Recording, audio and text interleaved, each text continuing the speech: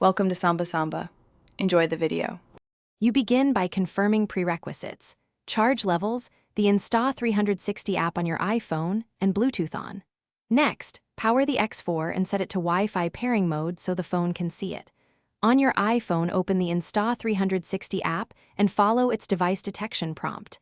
Allow Bluetooth and local network access when asked. This initial connection is crucial because the watch links through the phone. Once done, keep both devices nearby and stable to prevent interruptions while the app negotiates a secure link. Now you connect the phone to the X4 through the app and confirm any firmware or permission prompts.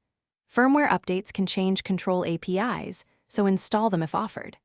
Once the camera is live in the app, open Insta360 settings and enable Apple Watch controls. This authorizes the app to mirror capture commands.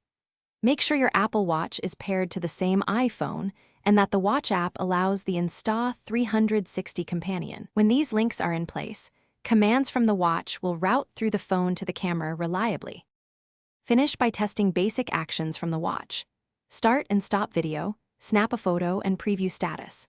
If you see lag or failed commands, first restart the X4 and force quit and reopen the Insta360 app.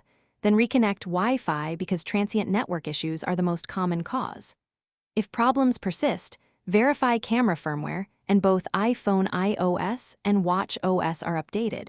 Mismatched versions can block controls. One key tip: reboot the iPhone after updates to clear stale Bluetooth caches before retrying the watch connection. Thanks for watching. Consider subscribing if we helped you.